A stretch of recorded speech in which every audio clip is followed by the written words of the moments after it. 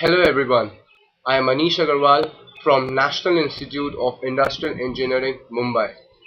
Today I'll be talking about a very important and fundamental area of the learnings of an MBA student. The principles of organization and management importance in an MBA student life.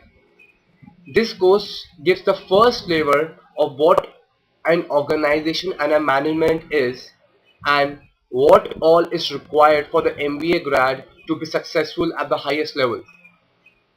I learned about these aspects in my introductory course at NITI Mumbai. The subject initially opens up to the world of management by delving into some basic concepts like who managers are. Managers are the people who direct the efforts of the organizational members to reach the stated organizational goals. What management is? Management is an art of planning, organizing, leading and controlling the organizational members to reach the organizational stated goals. All this you may be knowing, and I am not going to do it in a conventional way. And this is how our classes started. It started in a very interactive way. And the person behind it was our very own professor, Dr. Prasad, also famously known as Dr. Mandi. The person carried some blocks of wood when he entered the class the first time and some toys with him. And we thought, have we come to a kindergarten class? But those were just not toys, they were some artifacts of excellence. Take an example. We were shown a Newton's toy. It is a very simple looking toy, but it demonstrates the concepts of physics very lucidly. That is an art of excellence. Wow, what is excellence? Excellence is nothing but a combination of two factors. It is very hard to achieve. It may be hard to achieve, but it's not impossible to achieve. Use Combining the two factors which I was talking about, one is efficiency, the other is effectiveness. What do we mean by efficiency? Efficiency is doing the things right with the minimum wastage of resources, and effectiveness is nothing, it is doing the right things.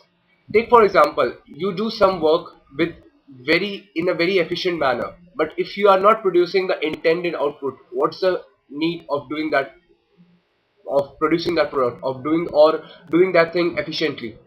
So you have to combine both efficiency and effectiveness to reach excellence. This was we learned during the initial part of our course. Then we moved on to learn about a very important part of a concept known as goal setting. Goal setting we learned through a tower building exercise. Now, using those blocks of wood, we actually constructed a tower.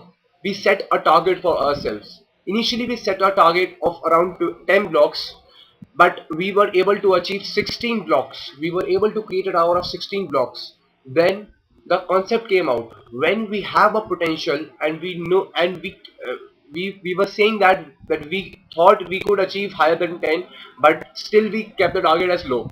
And why we do that? This thinking we need to change. And in the second part of the same process, we actually set a target to around 18 blocks. Most of us on an average set it at 18 blocks, and we were able to achieve 18 blocks. Only one or the other person set it as around more than 20 blocks. So we see that we are very much apprehensive when we need to set a targets. So we need to realize our potential, and according to that we have to set our goals or what we need to achieve, and then only we can keep on achieving higher and higher goals. So once you achieve your stated goal, then you should set your goal higher to that, so that you go. And so using this concept of goal setting, you reach excellence, what you aspire to achieve from the starting of the course. Moving forward, we learned about a crossy valley exercise. Crossing the valley exercise was an exercise in which we have a log of wood and we need to cross a valley of around 2 steps, and there were 3 people clinging on the wood. They, this exercise, though it looks tough at the outset, and it is tough, so we need to have a proper coordination between all the people. They should have real-time communication. speed should be synchronized with each other, and the gap, there should be a proper gap size. So using all these concepts, using the interlocking of their roles, we can actually achieve, or we can actually perform this exercise, and we actually did it, and we were able to cross the valley. So this was the third part. Coming over to the next part, we learned about the organizational structure. Organizational structure, there are many different kind of structure. One is a traditional form, one is a matrix form, which is a newer form of organizational structure, which is applicable these days also. We learned it not in a, again not in a very conventional way. Sir asked us to bring some leafy structures, different kind of branches, structures roam around the campus, and people came out with around 20 different kind of structures, and we had a very good discussion on that, and we were able to see a lot of different kind of structure, a flat structure and a hierarchical structure which we follow in our organization, and what are the benefits, advantages and disadvantages of, both or of all these kind of structures. So this was another kind of interactive way to learn about the organization structure. Then we learned about the decision making, how what kind of decision making, which is very very important for an MBA student, because in this management world, decisions and very very tough decisions are to be taken. The world is tough out there, and so we learned the art of decision making, what all processes, what all steps are there to for a person, or for a decision maker, what all he has to follow. He has to identify the problem, he has to develop the alternatives, he has to select the best alternative, he has to implement it, he has to monitor it. So these all steps comes in the decision making part. Moving forward, we learned about leadership skills, motivation skills, all in a very very interactive manner. And finally, we saw another video, a Chinese animation film, which we call as Three Monks. That film told us, or presented us, the concepts of productivity in a very lucid fashion. It was divided into three parts. In the first part, we have a monk who is carrying up two pails of water from the seashore to the monastery. He's expending two amounts of input by himself to carry two pails of water, so his productivity is one.